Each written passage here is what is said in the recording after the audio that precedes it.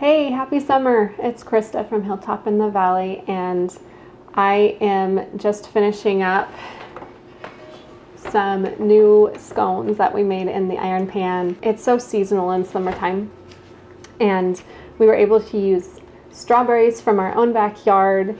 If you've tried the blueberry lemon sourdough scone recipe that has been one of the most popular recipes on here, then you are probably one who just loves seeing the scones in the iron pan. It's really fun to make. It's really convenient to just put them in an iron pan, and it's kind of nice to have the iron pan help to make the edges crispy. So today I wanted to walk you through how I make these strawberry scones, and it's just really nice to have in the summertime. If you're eating outdoors, it's fun to take it outside. It's fun to make the scones for gatherings or to make them for a brunch. It's fun to make them for a picnic. There are so many ways you can incorporate scones. And I love these ones because not only are they using the einkorn whole grain, but they also have the sourdough in it.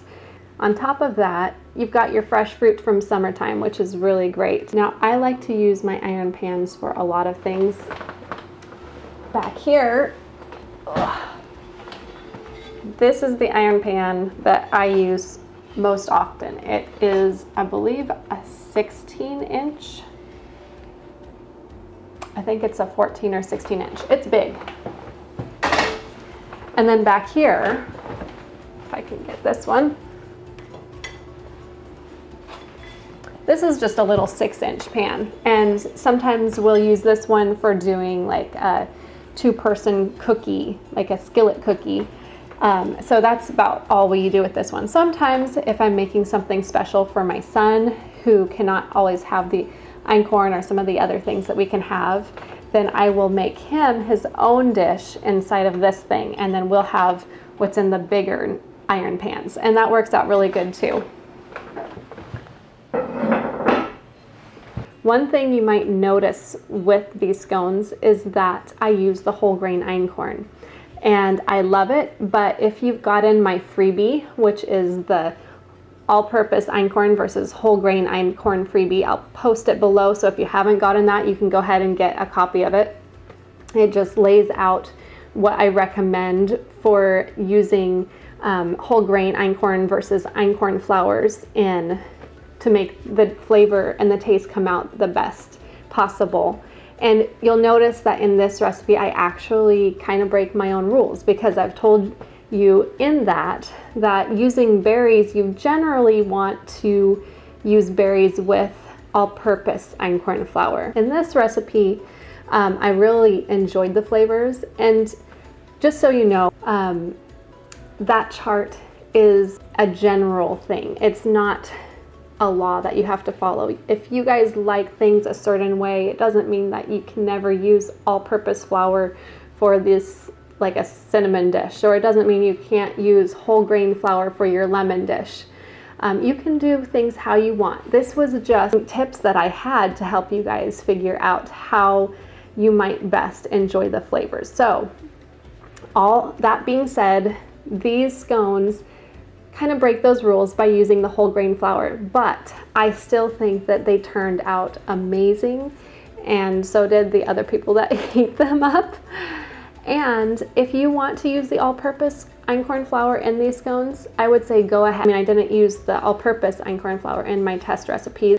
I don't think that using the all-purpose flour would necessarily wreck it. It might make the texture a little bit different. This batter is something that you can change yourself. So if it turns out different than you want, you can always take some flour away or add some more the next time in order to make it the way that you want it to be. You also might notice that these scones are not like the normal scones you would have in a bakery. They come out of an iron pan, and so you cut them apart. They're not their own single little biscuit style bread, and they're not as dry as the scones that you might get there.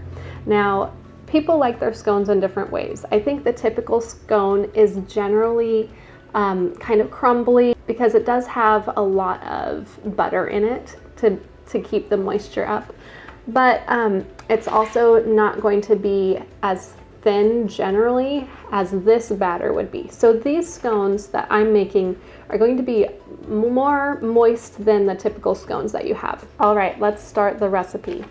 If you have not yet, please hit that subscribe button below. It makes it so that YouTube will show it to more people. If more people are subscribing, it just helps the algorithm and gets it out there for more people to see. So thank you if you have subscribed. Go ahead and just hit the like button. That always helps too. Now there are 3 main parts to this recipe, as there are with a lot of recipes involving fruit. You're gonna have your dry ingredients along with the butter. You're going to have your wet ingredients along with the sugar, and then you'll have your fruit.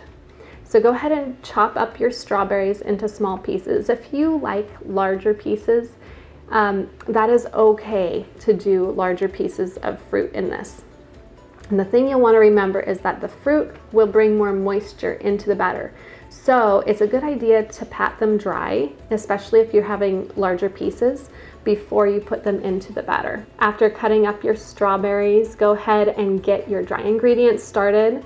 You'll do your flour, you'll do your baking powder, you'll do your salt, and mix them all up together. And then go ahead and get your butter all set. You're gonna want chilled butter as you would with any other biscuit sort of based recipe. And you're going to want to have it chopped into those little pea-sized chunks. Mix that all up together, and then you can place that into the refrigerator while you get your wet ingredients ready.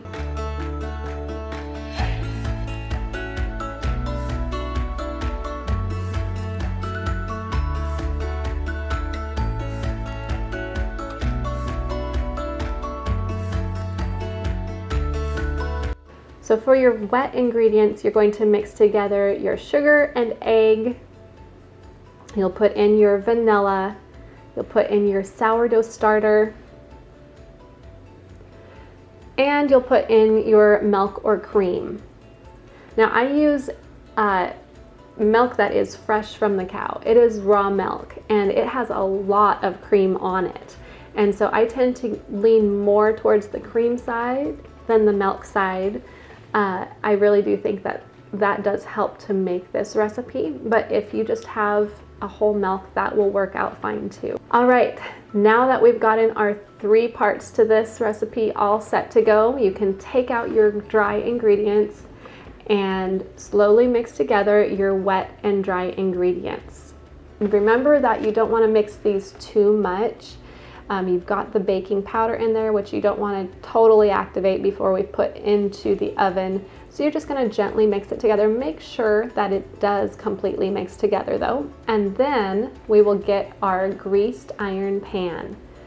Now, if you want to make this recipe have extra crispy edges, that is one of the pluses to using an iron pan, that you can actually preheat the iron pan, put a little bit of butter on it, put it into the oven for about 15 minutes, and get it nice and hot before you put your batter into it. And that will give it this extra flair to the flavor, adding that crispiness around the edges. It's really good. I did not do that for this recipe and I still liked it, but I always love using my iron pan for recipes like that where you can just preheat the iron pan and make your recipe extra crispy. Once you start putting your batter in, you're only going to want to put in about 2/3 of your batter. And it might not even go to the edge of the pan yet. That's okay. Kind of spread it around a little bit. It doesn't have to reach the edge. It will. But then you're going to take your strawberries. When you put your strawberries on now, you're only going to be putting about 2/3 of your strawberries on as well. And you'll sprinkle those around the top of your batter. And then you'll take the rest of the batter and go ahead and pour that in the middle over the top, kind of spread it around a little bit. We're not trying to mix things up too much. They will go together just fine. Let it spread just a little bit and you'll top it off with the rest of your strawberries. And we're gonna bake it for 20 to 25 minutes. Now you can find the complete recipe for this and the blueberry lemon scones on my blog, and I will put the links below so you can click on that and go and just grab the recipe there. You can also see the video for the blueberry lemon scones. Just click on the link up here and it'll take you to the video. And you can enjoy that one too, because those ones are also pretty good scones. While they are cooking, you can go ahead and mix together your icing.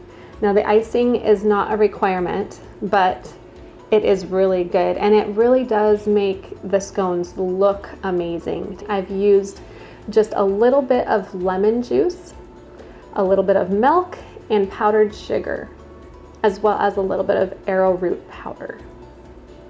And I mix that all together. If you want a little bit more zing to it, you can always put in some extra lemon juice. And I also want to add that this recipe, being a strawberry recipe, it does go well with the lemon flavor. So feel free if you want to use lemon juice in the recipe, or leave it out if you don't want that lemon flavor in the recipe. So after your scones have come out of the oven, you're gonna let them sit for about 15-20 minutes before you even start to put the icing on. This is hard because I know you want to eat the scones, you want them to be ready, but we've got to wait to make them look the best that they can look.